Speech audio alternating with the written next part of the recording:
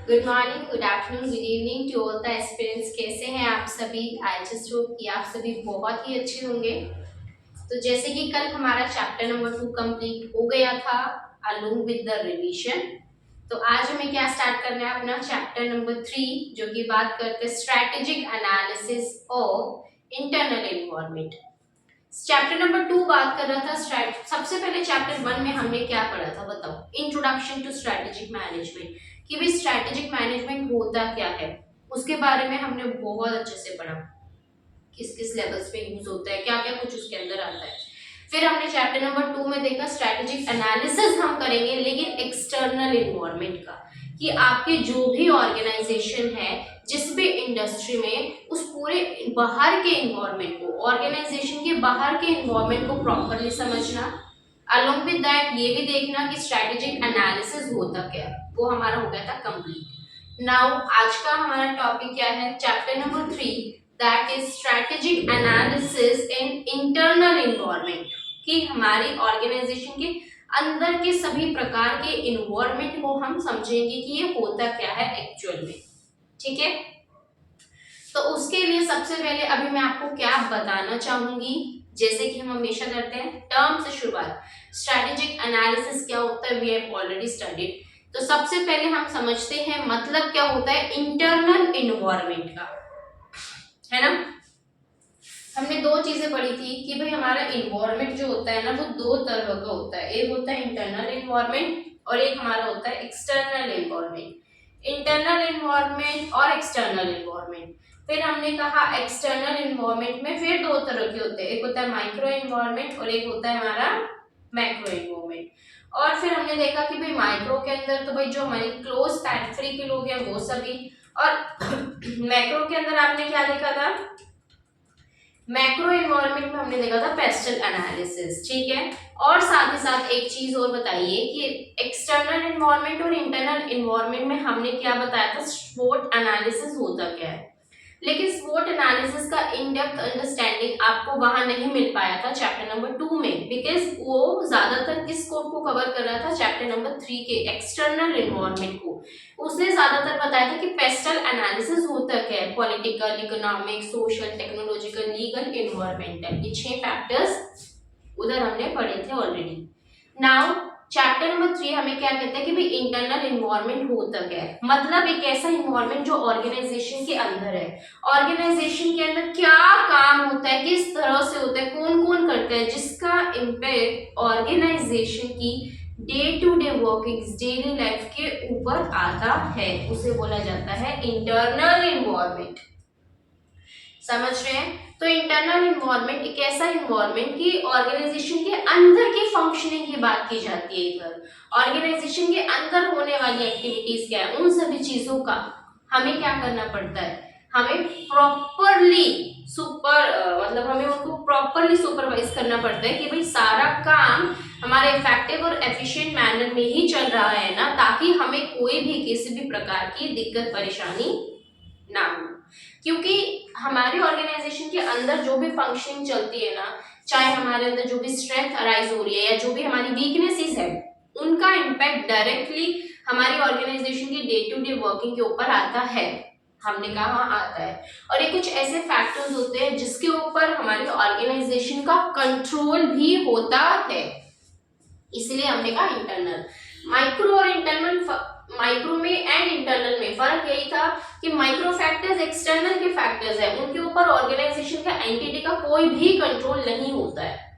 लेकिन internal factors भी close होते हैं एंटिटी के, लेकिन वो उन फैक्टर्स के ऊपर एंटिटी का अपना कंट्रोल होता है। ठीक है, तो इसलिए आज हम पढ़ेंगे कि भाई एक्चुअल में स्वॉट एनालिसिस में होता क्या है।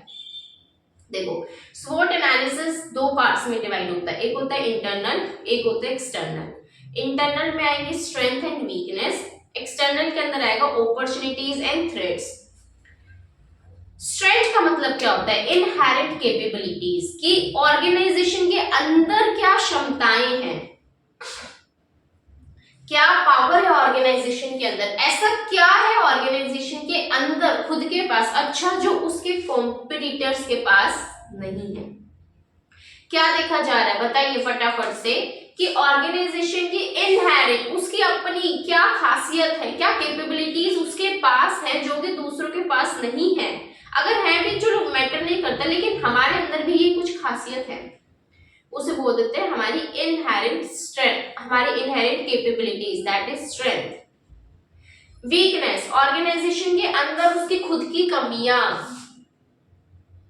ठीक है ना, ऑर्गेनाइजेशन के अंदर उसकी खुद की बुराइयां, इनहेरेंट लिमिटेशंस, क्या कमियां ऑर्गेनाइजेशन के अंदर खुद है, उसकी खुद के अंदर की बुराइयां क्या क्या है, लिमिटेशंस क्या क्या है, उसे बोला जाता है वीकनेस, इनहेरेंट लिमिटेशंस। और स्ट्रेंथ एंड वीकनेस किसका पार्ट है, इंटरनल इन्वायरमेंट का। फिर हम आते हैं एक्सटर्नल के ऊपर, opportunities and threats. Favourable environment is the opportunities, कि हमारे इन्वायरमेंट में कुछ ऐसे चेंजेस आ रहे हैं जो कि हमारे लिए फेवरेबल कंडीशंस क्रिएट कर रहे हैं, फायदेमंद। हमने क्या कहा कि हमारी गवर्नमेंट के द्वारा टैक्सेस को कम कर देना हमारे लिए फायदेमंद होगा, क्योंकि हमारा प्रॉफिट मार्जिन बढ़ेगा। गवर्नमेंट, हम कुछ ऐसा प्रोडक्ट बना रहे हैं जिस प्रोडक्ट को गवर्नमेंट भी प्रमोट कर रही है, तो हमारे लिए बाहर से आने वाला एक फेवरेबल इन्वायरमेंट है, इसको बोला जाता है अपॉर्चुनिटी। लाइक हम कह देते हैं कि मार्केट में ना अभी इकोनॉमिक्स के टीचर की डिमांड है, लेकिन मार्केट में कोई टीचर है नहीं, तो आपके लिए ये बाहर से अराइज होनी क्या होगी, बाहर से अराइज होने वाली एक अपॉर्चुनिटी होगी कि डिमांड है मार्केट में इकोनॉमिक्स के टीचर की, लेकिन मार्केट में है नहीं, तो इट मीन्स आपके लिए ये फायदा दिख रहा है कि भाई हाँ, अगर हम एज ए इकोनॉमिक्स टीचर आएंगे मार्केट में तो हमारे लिए एक फायदेमंद की सिचुएशन हो जाएगी। तो फेवरेबल इन्वायरमेंट को बोला जाता है आपकी अपॉर्चुनिटीज। फिर फोर्थ फैक्टर, फिर सेकंड फैक्टर किसका, एक्सटर्नल इन्वायरमेंट का, that is the weakness. Weakness का मतलब क्या होता है, वीकनेस मतलब कि आपका unfavourable, sorry threat, I am so sorry, threat, ठीक है ना। एक्सटर्नल इन्वायरमेंट की सेकंड चीज क्या है, थ्रेट। आपके एक्सटर्नल इन्वायरमेंट में कुछ ऐसा क्रिएट हो रहा है जिसका आपके ऑर्गेनाइजेशन के ऊपर नेगेटिव इंपैक्ट आने वाला है, लाइक अनफेवरेबल इन्वायरमेंट, ऐसा कुछ बाहर होने वाला है, बाहर की कुछ बुरी बातें हैं, अंदर की बुरी बातें वीकनेस, बाहर की बुरी बातें थ्रेट। जैसे कि हमने कहा था कि गवर्नमेंट ने प्लास्टिक को बैन कर दिया, तो जो प्लास्टिक मैन्युफैक्चरिंग ऑर्गेनाइजेशंस थी उनके लिए ये पॉलिटिकल चीज थी, और पॉलिटिकल इन्वायरमेंट ने उनके लिए एक थ्रेट जनरेट कर दिया। गवर्नमेंट ने टैक्स रेट्स को बढ़ा दिया, उनके लिए थ्रेट आ गया। आपको लगता है कि आप एसएम में परफेक्ट हैं, ये आपकी स्ट्रेंथ है, भाई आपको पता है कि मेरे अंदर वो कैपेबिलिटीज है कि हम एसएम को बहुत अच्छे से पढ़ा सकते हैं, दैट इज माय स्ट्रेंथ। लेकिन अगर मैं बाहर इन्वायरमेंट में देखती हूँ तो कॉम्पिटिटर्स बहुत ज्यादा बैठे हैं, तो ये मेरे लिए क्या हो गया, थ्रेट, बाहर से अराइज होने वाली कुछ दिक्कतें, परेशानियां, कंपटीशन आने वाला बाहर से, तो वो चीज होती है थ्रेट। तो ये चार फैक्टर्स होते हैं, SWOT, strength, weakness, opportunities and threat. एक छोटा सा चार्ट बनवा रही हूं मैं इसका, देख लो, बना लेना।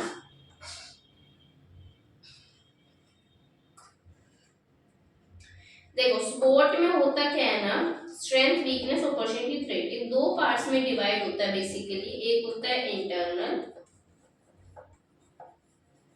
और एक होता है एक्सटर्नल। इंटरनल में दो चीजें आती है, स्ट्रेंथ, वीकनेस। एक्सटर्नल में दो आती है, अपॉर्चुनिटी और थ्रेट। ये तुम पूरा लिख लेना, ये आ नहीं रहा था इसलिए मैंने छोटा लिखा है। स्ट्रेंथ का मतलब क्या होता है, इनहेरेंट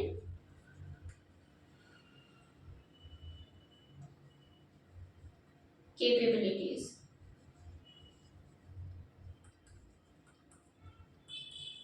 और वीकनेस मतलब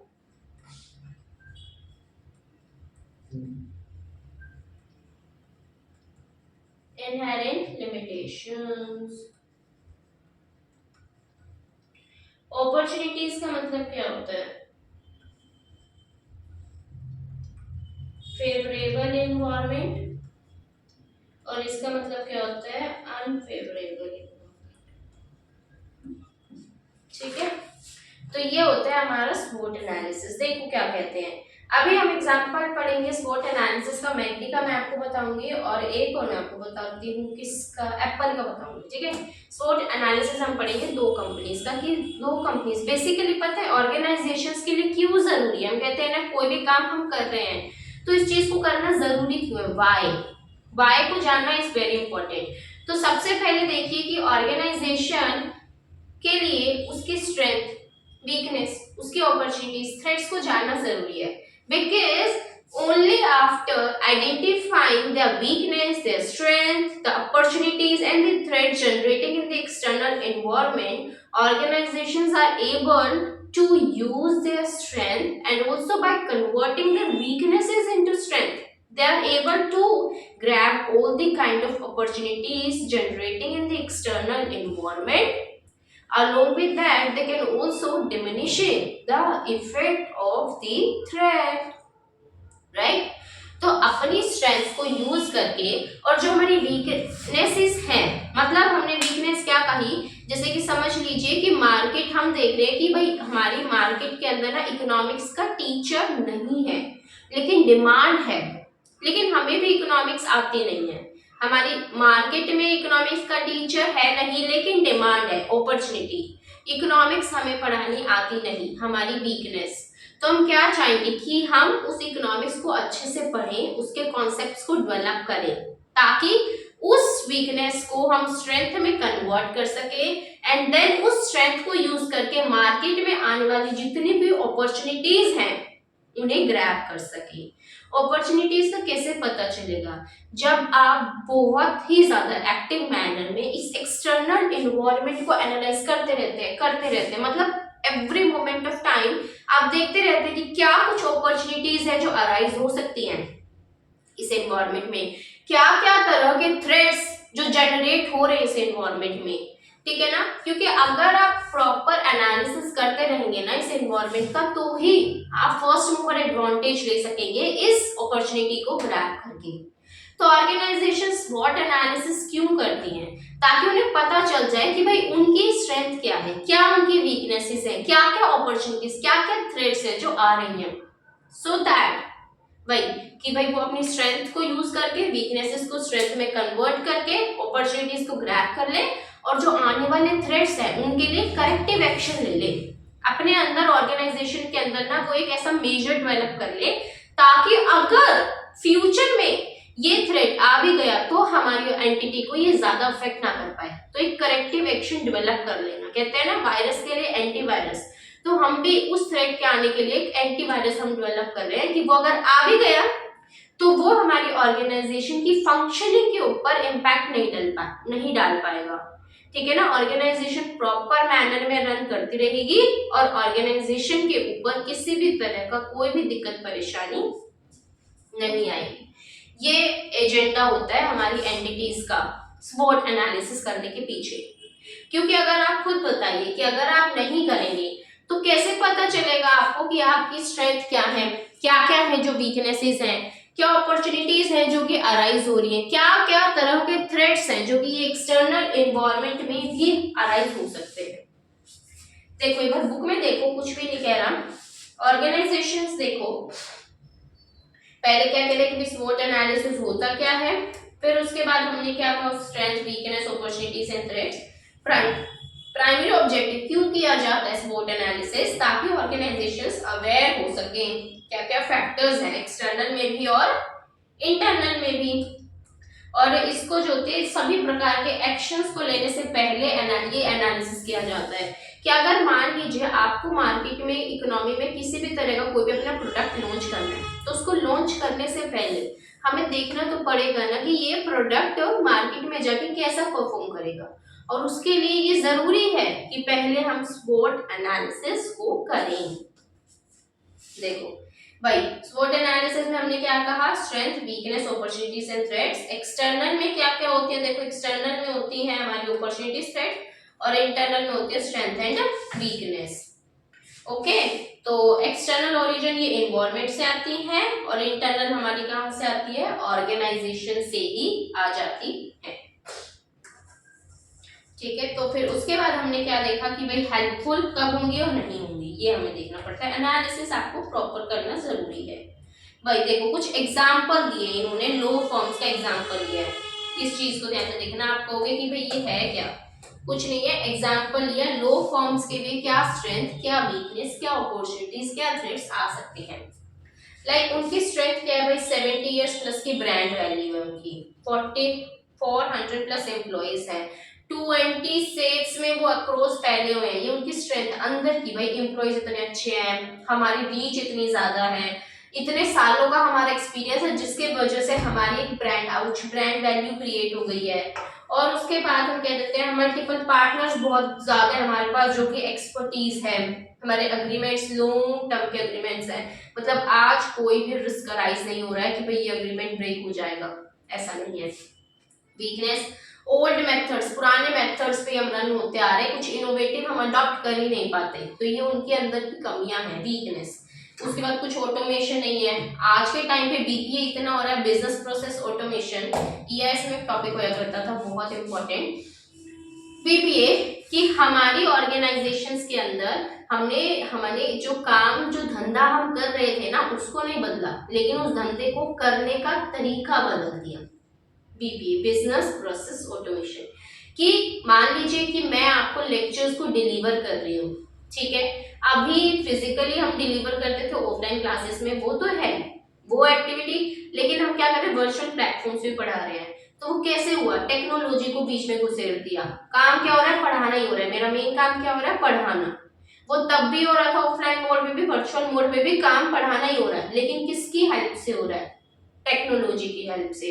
इसके बहुत फायदे मिलते हैं। देखो एक तो मेरे पास वाइडर मार्केट मिल गई, ठीक है, इसके वजह से पढ़ाने का जो तरीका था वो इम्प्रूव हो गया। पहले के टाइम पे हम क्या करते थे, ब्लैक बोर्ड और व्हाइट चॉक्स, फिर मार्कर का सिस्टम आया, वो यूज किए जाते थे, लेकिन अब ये स्क्रीन का, डिजिटल स्क्रीन का सिस्टम आ गया, तो इसके वजह से कि काम वही हो रहा है। लाइक पहले अकाउंटिंग जो थी वो हाथ से की जाती थी, ठीक है ना, वही खातास मेंटेन किए जाते थे पूरे, लेकिन अब वही टैली कर देता है, ईआरपी कर देता है। ये सभी क्या है कि हमने काम नहीं बदला, धंधा हमारा वही चल रहा है, एक्टिविटीज हमारी वही चल रही है, लेकिन उस काम को करने का तरीका बदल दिया। हमने उस चीज के अंदर टेक्नोलॉजी को लिया है, जिसके वजह से हमारा काम ज्यादा इफेक्टिव एफिशिएंट मैनर में हो जाता है, और हमें ऐसा लगता है कि भाई हमारे कोई लूप होल्स भी नहीं रह पाते हैं इसके वजह से, ठीक है, हमारे एम्प्लॉयज भी पूरे इफेक्टिव हो जाते हैं, प्रॉपरली ट्रेन्ड हो जाते हैं, क्लाउड सिस्टम आ जाना, तो ये सभी चीजें क्या है बीपीए। तो कहते हैं ऑटोमेशन, ऑटोमेशन का मतलब कि टेक्नोलॉजी को लाना। मैंने बताया ना बिजनेस प्रोसेस ऑटोमेशन, ऑटोमेशन का मतलब क्या है, टेक्नोलॉजी को लाना। तो जो लॉयर्स का काम होता है, भाई मुझे एक दूसरे के साथ सेल्फ कंसल्टिंग करनी पड़ती है डायरेक्ट 1 to 1, तो वहां ऑटोमेशन पॉसिबल ही नहीं है। तो उनके लिए ये कमी हो गई कि हमारे यहाँ ऑटोमेशन नहीं है, हम पुरानी प्रैक्टिसेस के ऊपर ही काम कर रहे हैं, समझे। उसके बाद कहते हैं कि हर एक बंदे के साथ फ्रेंडली जो कल्चर है वो क्रिएट नहीं हो पाता किसी के लिए। मान लीजिए हमारा कुछ बिहेवियर नेचर है, अभी सामने वाले का कुछ हो रहा है, तो जरूरी नहीं है ना कि हमारा आपस में कोइंसाइड ही करेगा। हर एक पर्सन की अपनी अपनी सेट ऑफ कैरेक्टरिस्टिक्स होते हैं, हम कहते हैं ना एवरीबडी इज यूनिक, ठीक है ना, नोबडी इज सेम। तो हर किसी की अपनी सेट ऑफ कैरेक्टरिस्टिक्स होती है, अपना वे ऑफ टॉकिंग होता है, अपना वे ऑफ बिहेवियर होता है, how to interact with other person. हम कहते हैं ना कुछ इंट्रोवर्ट होते हैं, कुछ एक्सट्रोवर्ट होते हैं, कुछ शाय नेचर ऑफ पर्सन्स होते हैं।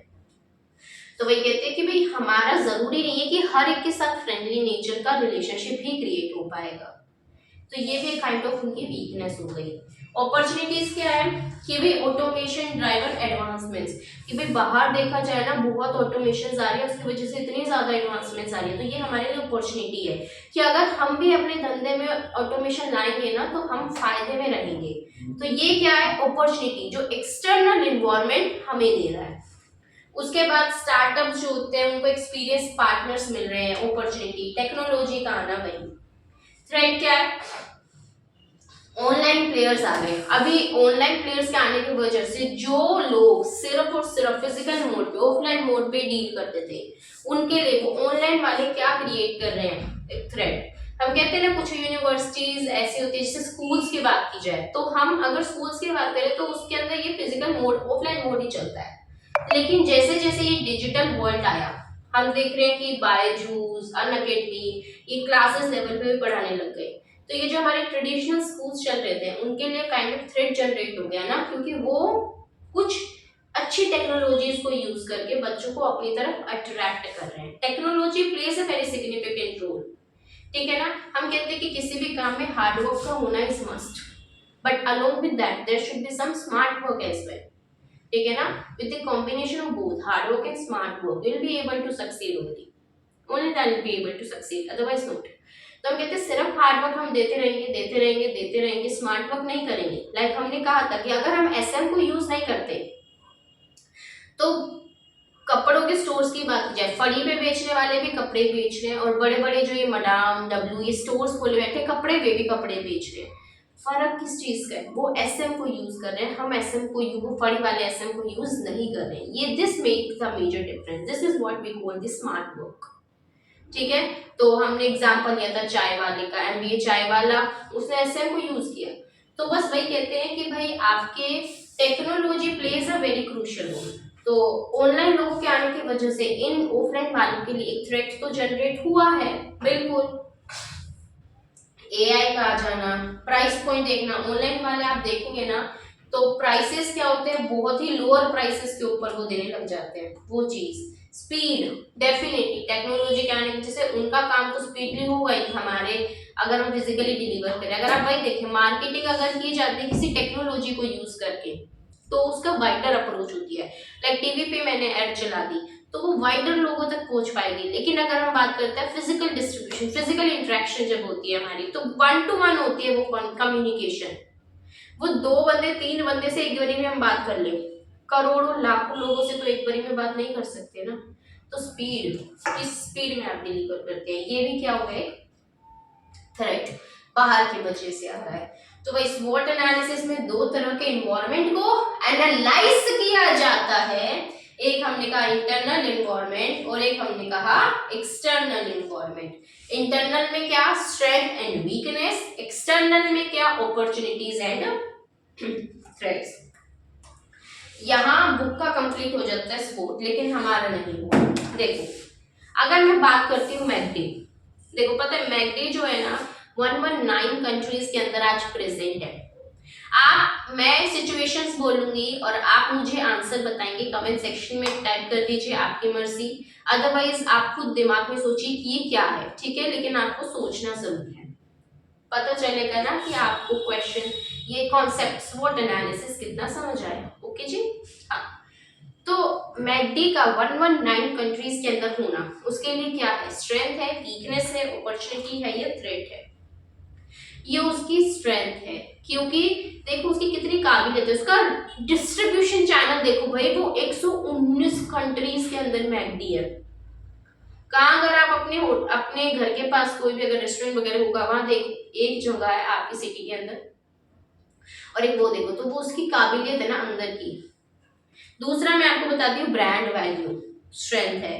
तीसरा उसके अंदर ट्रेन्ड एम्प्लॉयज है, उसका टेस्ट अच्छा है, उसके मेन्यू बहुत अट्रैक्टिव है, ये सभी उसकी क्या है, स्ट्रेंथ। तो आप लिख सकते हैं एग्जांपल कि भाई 119 कंट्रीज में रीच है वो, उसका मेन्यू अगर आप देखें हमें बहुत अट्रैक्टिव लगता है, बिल्कुल फैसिनेटिंग है।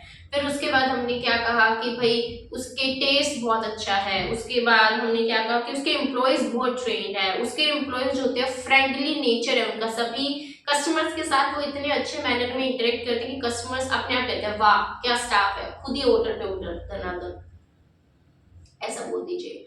उसके बाद अगर मैं बोलती हूँ दूसरा फैक्टर कि मार्केट में ना बहुत कॉम्पिटिटर्स आते जा रहे हैं, जैसे कि बर्गर किंग वगैरह आ गया, तो ये सभी बहुत कॉम्पिटिटर्स आ रहे हैं मार्केट में, ये उसके लिए क्या है, थ्रेट है। बिल्कुल सही कहा, केएफसी, बर्गर किंग। और हमने क्या कहा कि आजकल लोग हेल्थ कॉन्शियस होते जा रहे हैं, बहुत ज्यादा वीकनेस हो गई। फिर मैंने कहा कि मैकडी जो था ना वो क्या आ गया, हमने कहा कि मैकडी चाइना में तू नहीं है, लेकिन तेरे पास चाइना में भी मैकडी खोल सकता है, क्योंकि लोग वहां पे भी नाम सुनते हैं और वो चाहते हैं उधर के प्रोडक्ट्स को परचेज करना। तो मैकडी अपनी फ्रेंचाइजीज ओपन कर सकता है इन चाइना, ये उसके लिए एक अपॉर्चुनिटी है। परफेक्ट। ग्लोबलाइजेशन होना क्या है, ये अपॉर्चुनिटीज है कि भाई जितनी भी रूल्स एंड रिस्ट्रिक्शंस लगाई हुई थी नेशनल बाउंड्रीज के ऊपर कि हम अपने प्रोडक्ट को अपनी कंट्री के अलावा दूसरी कंट्रीज में नहीं बेच सकते, ये था पहले। लेकिन ग्लोबलाइजेशन के आने की वजह से वो सारे रिस्ट्रिक्शंस हमने रिमूव कर दी और फ्रीली आप अक्रॉस द नेशनल बाउंड्रीज अपने प्रोडक्ट्स को, अपनी सर्विसेज को सेल परचेज कर सकते हैं, ठीक है ना। तो उसके वजह से आपको पूरा वर्ल्ड वन मार्केट की तरह दिखने लगा। इसके वजह से क्या राइज हुआ, अपॉर्चुनिटीज। फिर हमने कहा कि भाई लेबर जो होती है ना वो बहुत ज्यादा बढ़ते जा रहे हैं, जिसकी वजह से सैलरीज भी बढ़ती जा रही हैं, वीकनेस है ना। उसके बाद हमने क्या कहा, रिसेशन आ गया इकोनॉमी में, थ्रेट, कोरोना आ गया, थ्रेट, ये सभी चीजें क्या है, स्वॉट एनालिसिस। इधर भी देखो हमने क्या कहा, ब्रांड इमेज है, डाइवर्सिफिकेशन है और स्टैंडर्डाइज्ड प्रोसेसेस है, लार्ज प्रोडक्ट्स की रेंज, प्रोडक्ट्स बहुत ज्यादा है, क्या है ये सब, उसके अंदर की काबिलियत, स्ट्रेंथ। वीकनेस हमने क्या कहा कि भाई उसकी लिमिटेशन, वो इतना फ्लेक्सिबल नहीं है, भाई लेबर्स बढ़ते जा रहे हैं। अपॉर्चुनिटीज, प्रोडक्ट डाइवर्सिफिकेशन, पता है इंटेंसिफिकेशन, डाइवर्सिफिकेशन, ये आप जो इतने टर्म्स पढ़ेंगे नेक्स्ट चैप्टर में क्लियर करूंगी मैं। उसके बाद हमने कहा मार्केट डेवलप हो रही, मतलब मार्केट बहुत बड़ी होती जा रही है। अगर आप देखें ना कि भाई मिडिल ईस्ट के अंदर मार्केट बहुत वाइडर होती जा रही है, आपके पास एक अपॉर्चुनिटी आ रही है कि आपका कस्टमर बेस उधर बढ़ेगा, तो ये अपॉर्चुनिटी है। एक्सपेंशन हो रहा है, हमारा डेवलपिंग कंट्रीज एक्सपेंशन हो रहा है, तो वो चीज भी हमारे लिए फायदेमंद है। ग्लोबलाइजेशन वही चीज है। और थ्रेट क्या है कि भाई लोग हेल्थ कॉन्शियस होते जा रहे हैं, जीएमओ कुछ रूल्स रेगुलेशंस लगा रहा है, एग्रेसिव कंपटीशन, कॉम्पिटिटर्स के वहां से बहुत कॉम्पिटिटर्स आते जा रहे हैं, कहा ना बर्गर किंग, केएफसी, तगड़े कॉम्पिटिटर्स आते जा रहे हैं। तो this is what, this is a kind of threat which is arising in the external environment for man. Now हम बात करते हैं किस चीज की, स्वॉट एनालिसिस हम पढ़ेंगे, लेकिन किसका पढ़ेंगे स्वॉट एनालिसिस, बेसिकली अभी हम स्वॉट एनालिसिस पढ़ने जा रहे हैं एप्पल का। देखो ब्रांड इमेज डेफिनेटली, उसके बाद एडवर्टाइजिंग, उसके बाद आप पता है क्या लिख सकते हैं, वो प्रोडक्ट डिफरेंशिएशन स्ट्रेटजी को अडॉप्ट करते हैं, ये भी उनके लिए क्या हो गया। देखो स्ट्रॉन्ग ब्रांड इमेज बहुत अच्छी है एप्पल की, ये क्या है उसके लिए, स्ट्रेंथ। उसके बाद उसका एक्सपीरियंस, कस्टमर का एक्सपीरियंस अच्छा है, कस्टमर्स को सर्विसेज अच्छी देते हैं, एडवर्टाइजिंग बहुत करते हैं, फाइनेंशियल परफॉर्मेंस इनकी रोबस्ट है, रोबस्ट मतलब एक नंबर, उनके पास अवेलेबिलिटी है, उनके पास फाइनेंस की लिक्विडिटी मेंटेन करके रखते हैं, फोकस करते हैं, रिसर्च एंड डेवलपमेंट बहुत करते हैं। पता है कि एप्पल ना अपनी रिसर्च एंड डेवलपमेंट में बहुत ज्यादा फंड्स को इन्वेस्ट करता है, बहुत ज्यादा, क्योंकि अगर आप देखेंगे ना एप्पल जो होते हैं प्रोडक्ट डिफरेंशिएशन स्ट्रेटजीज को अडॉप्ट करता है। माइकल पोर्टर हमें कहता है 3 तरह की स्ट्रेटजीज होती है, cost leadership, product differentiation and focused. फिर फोकस्ड में 2 होती है, cost leadership and product differentiation. आज ही हम पढ़ेंगे, आज का ही टॉपिक है ये, ठीक है। तो प्रोडक्ट डिफरेंशिएशन स्ट्रेटजी को लगाने के लिए ना बहुत ज्यादा रिसर्च एंड डेवलपमेंट करना जरूरी है, तो ये वो करता है, उसके लिए ये इसकी एक स्ट्रेंथ हो गई। स्टीव जॉब्स का मर जाना, तो ये भाई पता है क्या है हमारे उसके लिए क्या है, ये क्या बोलते हैं वीकनेस है कि इतना इनोवेटिव बंदा, एप्पल को लाने वाला बंदा ही होता है, इसका दिमाग भी सीधा दिमाग नहीं है स्टीव जॉब्स का, बहुत ही टेढ़ी चीज थी, टेढ़ी। तो उसे क्या बोलते हैं बताइए, ये चीज क्या हुई, उनकी वीकनेस हुई। प्रोडक्ट के रिकॉल्स, पेटेंट इंफ्रिंजमेंट होना, चैलेंजेस आना इसमें से। अपॉर्चुनिटीज हमने क्या कही भी, smart iPhones, new retail stores, रुक जाओ बढ़िया सा नहीं लगा मुझे,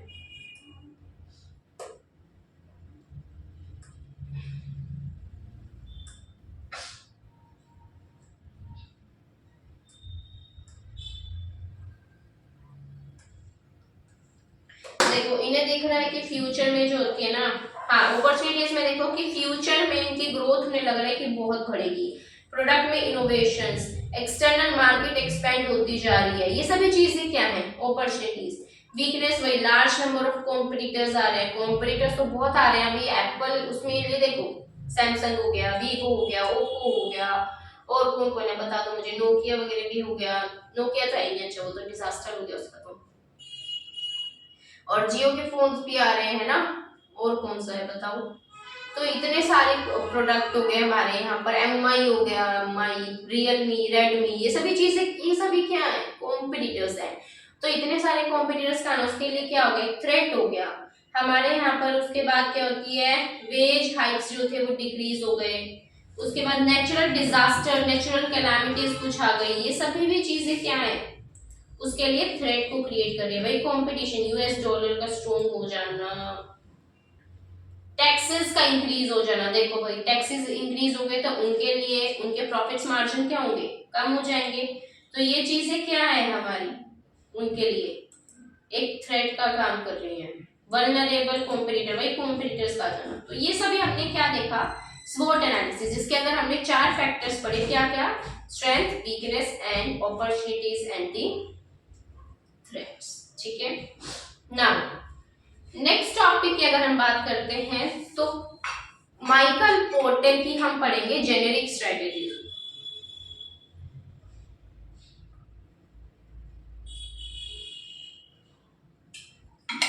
हमने चैप्टर नंबर 2 में एक चीज और पढ़ी थी माइकल पोर्टर की।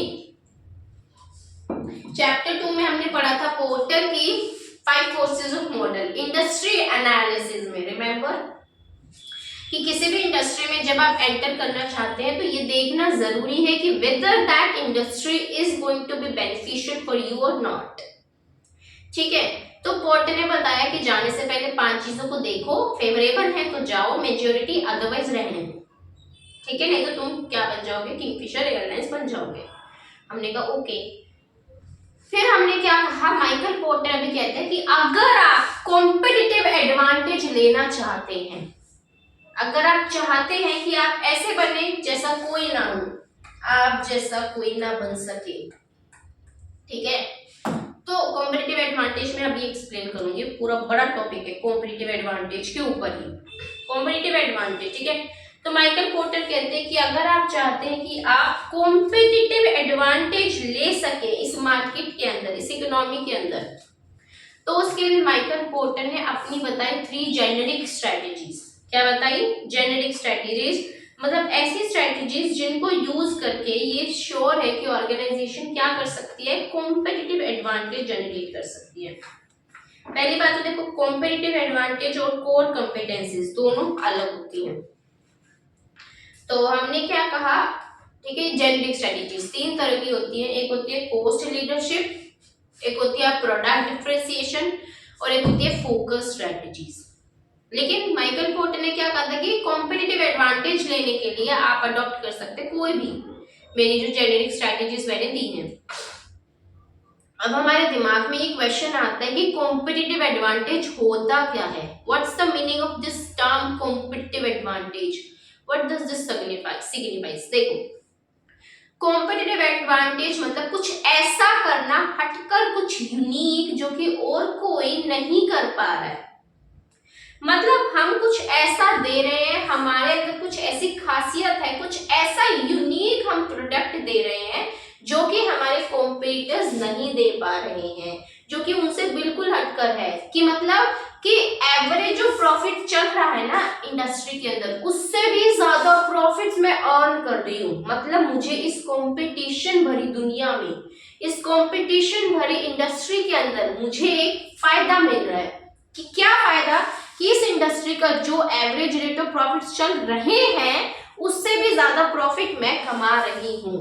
इसको बोला जाता है कॉम्पिटिटिव एडवांटेज। क्या कहा कि भाई हम कुछ ऐसा हटकर, कुछ ऐसा यूनिक कर रहे हैं जो कि हमारा कॉम्पिटिटर नहीं कर पा रहा है।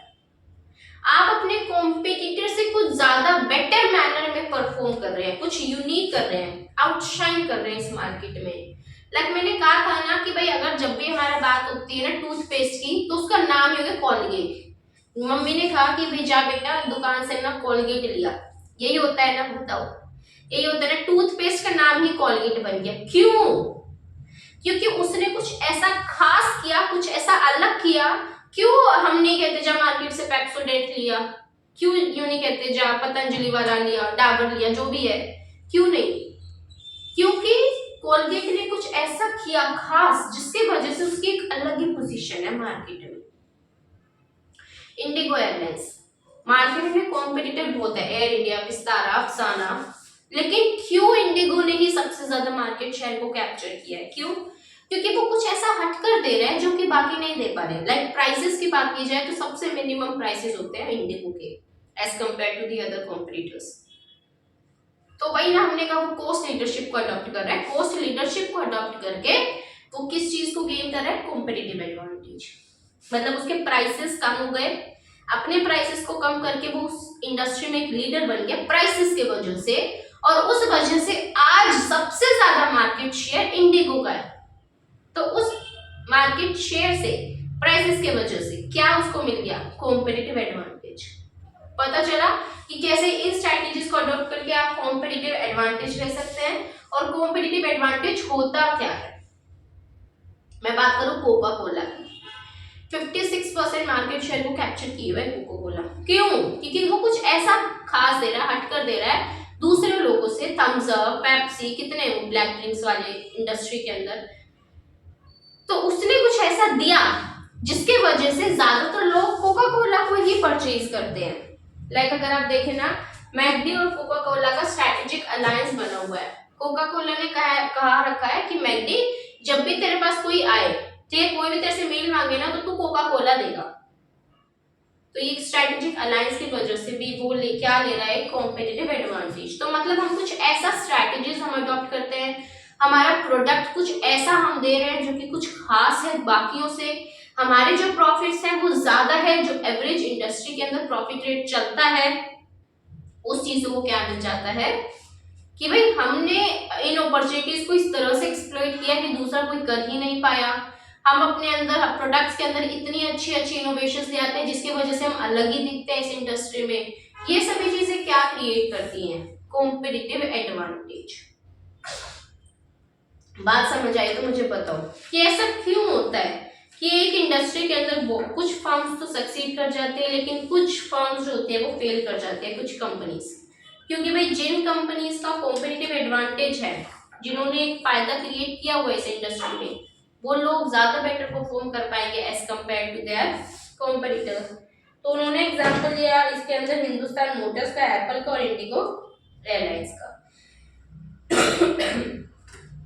ये बेसिकली एक्सप्लेन कर रहे हैं किस चीज को? ये एक्सप्लेन कर रहे हैं टर्म कॉम्पिटिटिव एडवांटेज को। देखो कॉम्पिटिटिव एडवांटेज होता क्या है और माइकल पोर्टर की स्ट्रेटजीज। कहते हैं कि स्ट्रेटेजिक मैनेजमेंट कोशिश करती है कि वो क्या कर सके, अपनी कुछ ऐसी डेवलप कर सके कॉम्पिटेंसेस ताकि बेटर परफॉर्मेंस और कॉम्पिटिटिव एडवांटेज मिल सके। क्या का सुपीरियर होना, मतलब हम अलग है, कंपटीशन में सबसे आगे हैं, हमारे कुछ यूनिक फीचर्स हैं, हमारी प्रॉफिटेबिलिटी हायर है देन जो एवरेज इंडस्ट्री के अंदर चल रही है। इसका मतलब हम क्या है? एक कॉम्पिटिटिव सिचुएशन में है, हम फायदा उठा रहे हैं ज्यादा बेहतर, कुछ ऐसा खास देकर जो कोई और नहीं दे पा रहा है। अभी सस्टेनेबिलिटी ऑफ कॉम्पिटिटिव एडवांटेज, आपने, आपकी फर्म ने जो भी कॉम्पिटिटिव एडवांटेज क्रिएट किया है, जनरेट किया है, वो कितने लंबे समय तक चलेगा वो डिपेंड करता है कुछ चीजों के ऊपर। लाइक आपकी ऑर्गेनाइजेशन के अंदर कॉम्पिटिटिव एडवांटेज है कि भाई आज आप फायदा कमा रहे हैं, आप कुछ अलग दे रहे हैं, लेकिन वो ही अलग चीज कितने समय तक आप मेंटेन कर सकते हैं? बताइए, आप में हिम्मत है कि आप इस एडवांटेज को लंबे समय तक मेंटेन करें? तो ये चीज डिपेंड करती है किसके ऊपर? Sustainability of the competitive advantage, कि भाई कितने टाइम तक आप इसको मेंटेन कर पाएंगे, कितने टाइम तक आपका ये क्रिएट किया हुआ कॉम्पिटिटिव एडवांटेज जिंदा रहेगा। तो ये चीज डिपेंड करती है डाइट के ऊपर। देखो अक्रोनियम बनाया मस्त सा। अभी हमने क्या कहा कि अगर हमें ना फिट रहना है ना, फिट, तो हमें एक प्रॉपर बैलेंस डाइट मेंटेन करनी पड़ती है, अदरवाइज नहीं रह पाएंगे भाई, अदरवाइज तो आनी है फिर, ठीक है। तो हमने क्या कहा कि भाई अगर उसी तरह से अगर आपको अपना कॉम्पिटिटिव एडवांटेज बनाए रखना है ना, तो आपको डाइट जरूर देखना पड़ेगा। लेकिन इस डाइट के थोड़ी स्पेलिंग उल्टी सी होगी, ई की जगह ए आ गया, बस ठीक है, कहा ना कि अगर आपको फिट रहना है तो प्रॉपर डाइट होनी जरूरी है। उसी तरह फर्म्स के लिए भी, अगर फर्म्स को भी फिट रहना है ना तो उनको भी प्रॉपर डाइट मेंटेन करनी पड़ेगी। तो कंपनीज अगर चाहती हैं कि उनका कॉम्पिटिटिव एडवांटेज बना रहे, सस्टेन करे लंबे समय तक, तो उनको भी क्या करनी पड़ेगी, डाइट। तो डी से हो जाता है ड्यूरेबिलिटी, आई से इमिटेबिलिटी, ए से अप्रोप्रिएबिलिटी और टी से ट्रांसफरेबिलिटी। ठीक है, डी से हमने क्या कहा, डी से आ जाता है हमारा ड्यूरेबिलिटी, ड्यूरेबिलिटी। फिर उसके बाद हमने कहा ट्रांसफरेबिलिटी, इमिटेबिलिटी और अप्रोप्रिएबिलिटी। डाइट कि अगर ऑर्गेनाइजेशंस चाहती हैं कि उनके अंदर भी कॉम्पिटिटिव एडवांटेज बना रहे लंबे समय तक, तो उन्हें डाइट करनी पड़ेगी। ड्यूरेबिलिटी, ड्यूरेबिलिटी का मतलब होता है कि कॉम्पिटिटिव एडवांटेज कितने दिनों तक रहेगा आपके पास, मतलब कितने समय तक आपके पास ये आपका कॉम्पिटिटिव एडवांटेज रहने वाला है। एक सेकेंड,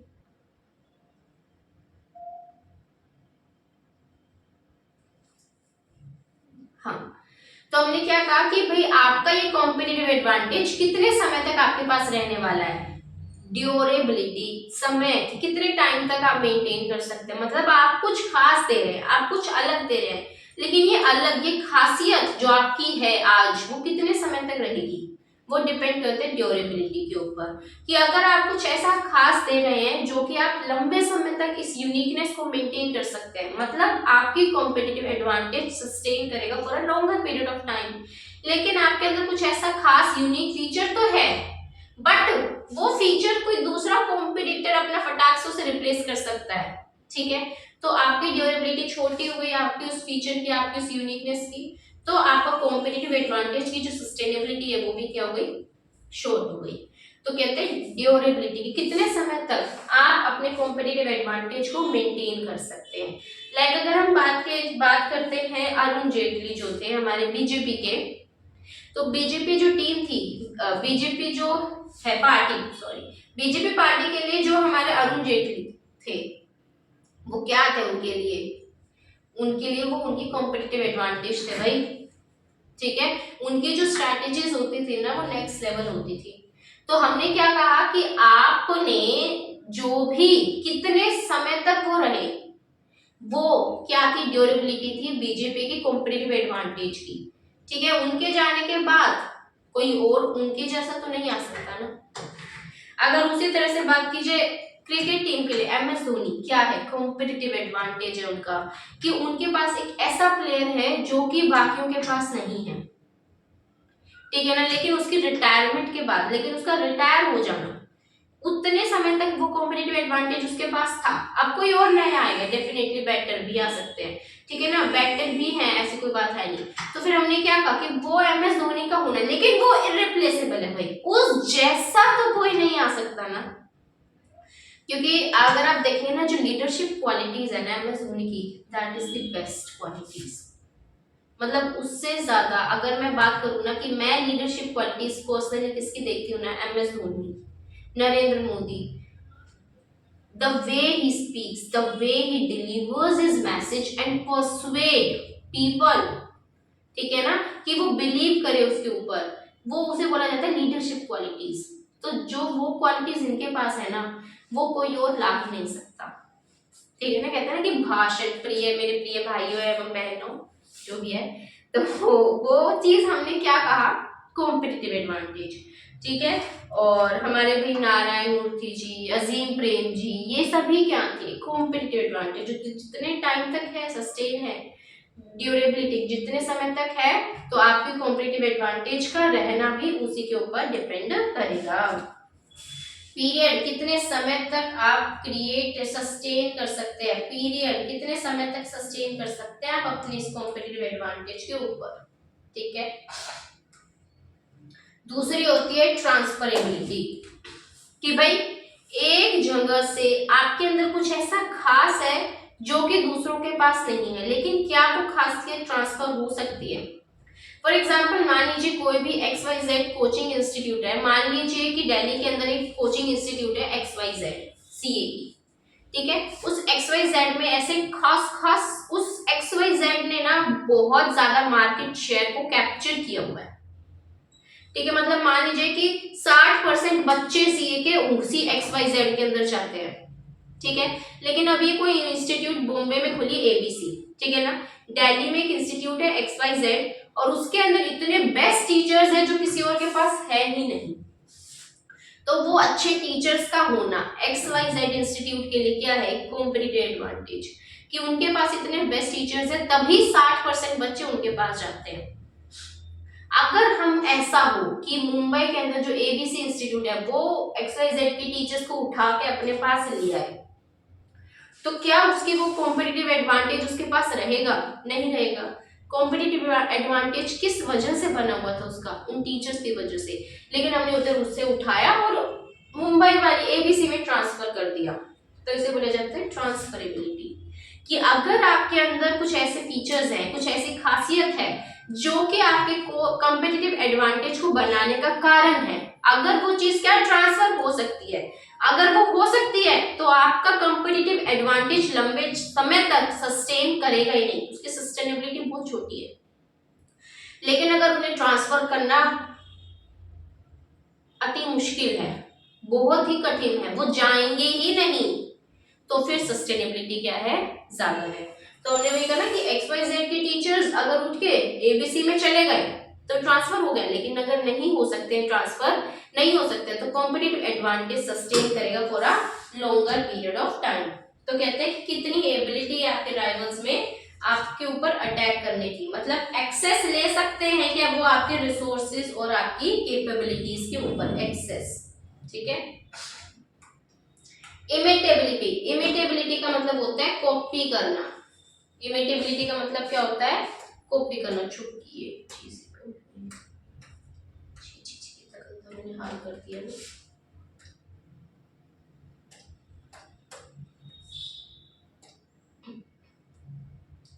इमिटेबिलिटी का मतलब क्या होता है, कॉपी करना। देखो कि भाई अगर आपके अंदर कुछ ऐसी यूनिकनेस आप दे रहे हैं जो कि दूसरे कॉम्पिटिटर्स के पास नहीं है, लाइक आपका कोई ऐसा प्रोडक्ट है जिसके अंदर एक फीचर एड ऑन है और वो फीचर आपका कोई दूसरा कॉम्पिटिटर नहीं बना पा रहा है, तो कितनी उसके अंदर कैपेबिलिटीज है कि वो आपके द्वारा बनाए गए प्रोडक्ट को कॉपी कर ले। बताइए कि क्या आपके आप जो खास दे रहे हैं अगर लोग आपको आसानी से कॉपी कर पाएंगे। फॉर एग्जाम्पल मान लीजिए आप कोई भी फोन यूज करते हैं और उसके अंदर ना कुछ ऐसा फीचर है जो कि आपको दूसरे फोन्स के अंदर नहीं मिल पाता, इसी वजह से, उसी फीचर की वजह से उस ब्रांड का फोन बहुत बिक रहा है। लेकिन मान लीजिए कि एप्पल के अंदर कोई एक ऐसा फीचर है जिसके वजह से ही लोग ज्यादातर एप्पल को परचेज करते हैं। लेकिन अगर मान लीजिए सैमसंग ने, पाइनएप्पल ने, चाइना के डुप्लीकेट फोन्स एप्पल का पाइनएप्पल ही बनाकर बेचते हैं, वो पाइनएप्पल ने अगर वही सारे फीचर्स कॉपी कर लिए, एग्जैक्ट कॉपी कर लिए, तो क्या वो जो फायदा एप्पल उठा रहा था वो ले पाएगा? वो नहीं, कतई नहीं। तो वही हमने कहा कि अगर आपके पास कुछ ऐसा फीचर है जो कि आपका कॉम्पिटिटर कॉपी कर सकता है, इमिटेट कर सकता है, तो आपका कॉम्पिटिटिव एडवांटेज सस्टेन नहीं कर पाएगा। लेकिन अगर उसे इजीली इमिटेट करना, कॉपी करना पॉसिबल नहीं है, तो फिर हम क्या करेंगे कि भाई आपका कॉम्पिटिटिव एडवांटेज सस्टेन करेगा। तो वही कहते हैं कि अगर resources can not be purchased, तो इमिटेटर को, कि मतलब कुछ ऐसे आपके अंदर रिसोर्सेज, कुछ ऐसे खासियत, कुछ ऐसे फीचर्स हैं जिनको बाहर से परचेज नहीं कर सकते, तो जो नया बंदा आएगा उसे शुरू से स्क्रैच से बनाना पड़ेगा। बनाने के लिए पहली बात तो समय लगेगा, दूसरा कॉस्ट ज्यादा लगेगी, तीसरा पता भी नहीं कि रिजल्ट वैसे ही आएंगे या नहीं, है ना। लेकिन अगर कुछ ऐसे रिसोर्सेज है जो कि बाहर से आसानी से परचेज कर सकते हैं, तो फिर वो इमिटेबिलिटी आ गई, सस्टेनेबिलिटी कम हो गई, है ना। अप्रोप्रिएबिलिटी, अप्रोप्रिएबिलिटी का मतलब होता है कि आपके अंदर कितनी खासियत है अपने रिसोर्सेज को अलोकेट करने की। समझे आप मैं बताना क्या चाह रही हूं, अलोकेशन करने की खासियत।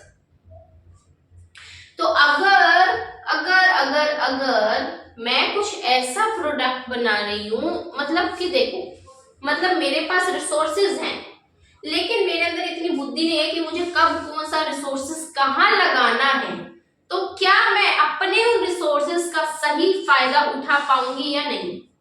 डेफिनेटली नहीं उठा पाऊंगी, क्योंकि ये चीज भी जरूरी होती है कि आपके पास जो भी रिसोर्सेज है उनका आप प्रॉपर मैनर में अलोकेट करें। If you don't know that how you have to appropriate your resources at different kind of places, then आपका competitive advantage will not be able to sustain for a longer period of time. In fact, create ही नहीं हो पाएगा। तो आपके पास कुछ ऐसे resources है जो दूसरों के पास नहीं है, तो आपके लिए वो रिसोर्सेज competitive advantage है। अगर आपके अंदर वो आप अपने रिसोर्सेज को प्रॉपरली अलोकेट करते हैं, अप्रोप्रिएबिलिटी मतलब लगाना अलग अलग जगह पर, अगर जहां रिक्वायर्ड है, जितने रिक्वायर्ड है उसी तरह से लगाए जाते हैं, तो हमारे लिए क्या हो गया, ये एक कॉम्पिटिटिव एडवांटेज क्रिएट हो जाएगा, अदरवाइज सस्टेन नहीं कर पाएगा। फॉर एग्जाम्पल, अगर मैं बात करती हूँ किसके लिए, शाहीन अफरीदी क्रिकेट टीम, ठीक है ना, पाकिस्तान जो क्रिकेट टीम है उसके अंदर क्रिकेट प्लेयर कौन है, Shaheen Afridi, 1 number cricket player है भाई। अगर मान लीजिए वर्ल्ड कप चल रहे हैं और पाकिस्तान की क्रिकेट टीम है शाहीन अफरीदी को लाती नहीं है, उसे हटा देती है उस टाइम पीरियड के लिए, तो बताइए कि क्या उन्होंने अपने रिसोर्सेज, शाहीन अफरीदी उनके लिए क्या था, उनका कॉम्पिटिटिव एडवांटेज कि एक ऐसा बंदा जो कि दूसरों के पास नहीं है कैपेबिलिटीज वाला, ठीक है, तो उनके लिए वो बंदा अफरीदी क्या हो गया, एक कॉम्पिटिटिव एडवांटेज। लेकिन अगर वो वर्ल्ड कप मैचेस में आईपीएल में लाते ही नहीं है उसे, तो उन्होंने अपने रिसोर्सेज को प्रॉपरली एलोकेट किया ही नहीं, अप्रोप्रिएबिलिटी उनकी अच्छी है ही नहीं, तो वो कॉम्पिटिटिव एडवांटेज क्या सस्टेन कर पाएगा, क्या वो यूजफुल है, किसी काम का है, वो नहीं है। तो the way you appropriate your resources also affects the sustainability of the competitive advantage. I hope you are getting my point. बताइए, समझ आ गया? तो बस वही कहते हैं अप्रोप्रिएबिलिटी, भाई कैपेबिलिटीज, काबिलियत कितनी है आपके अंदर अपने रिसोर्सेस को अप्रोप्रिएट करने की एक प्रॉपर मैनर में। तो हम क्या कहा, सस्टेनेबिलिटी डिपेंड करती है 4 चीजों के ऊपर, डाइट के ऊपर, ड्यूरेबिलिटी, इमिटेबिलिटी, अप्रोप्रिएबिलिटी एंड ट्रांसफरेबिलिटी। ये हमारा कंप्लीट हो जाता है कॉम्पिटिटिव एडवांटेज। तो अभी तक हमने 2 टॉपिक्स करे हैं, स्वॉट एनालिसिस क्या होता है एंड कॉम्पिटिटिव एडवांटेज होता क्या है। देखो आज के लिए आज हम इतने करेंगे, वैसे मुझे स्ट्रैटेजी करवानी थी, माइकल पोर्टर की स्ट्रैटेजी मुझे आज एक करवाना तो था, बट अभी मेरी हो रही है तबीयत थोड़ी सी खराब ज्यादा, ठीक है, थोड़ी सी बीमार सी चल रही है, इसी वजह से क्लास नहीं आ पाई थी और अभी नहीं हो पा रहा मुझसे, तो कल करवाऊंगी। पहले रिवाइज करते हैं भाई, हमारा जो है क्लास का कि एंड में रिवाइज करना होता है। तो पहले हमने क्या करा, स्वॉट एनालिसिस होता क्या है।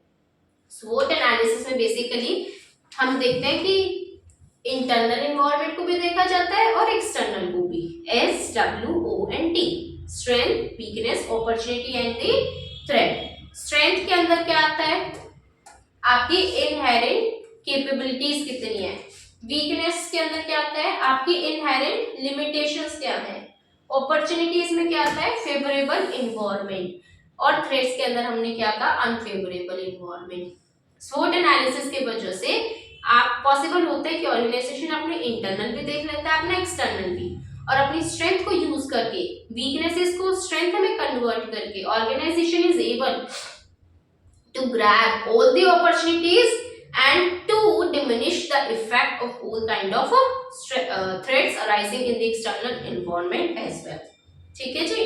और उसके बाद हमने क्या कहा कि स्वॉट एनालिसिस में बस इतना ही उन्होंने कहा, एंड देन हमने क्या कहा, एग्जांपल ये था मैगी और एप्पल का, रिमेंबर। देन हमने कहा कॉम्पिटिटिव एडवांटेज क्या होता है, कुछ यूनिक, कुछ हटकर आप ऐसा दे रहे हैं जिसके वजह से आपकी प्रॉफिटेबिलिटी हायर है देन जो इंडस्ट्री की एवरेज प्रॉफिटेबिलिटी चल रही है। यूनिक टर्म जो है ना, मोस्ट इंपॉर्टेंट टर्म है, लिखना जरूर पेपर में हाईलाइट करके, ठीक है।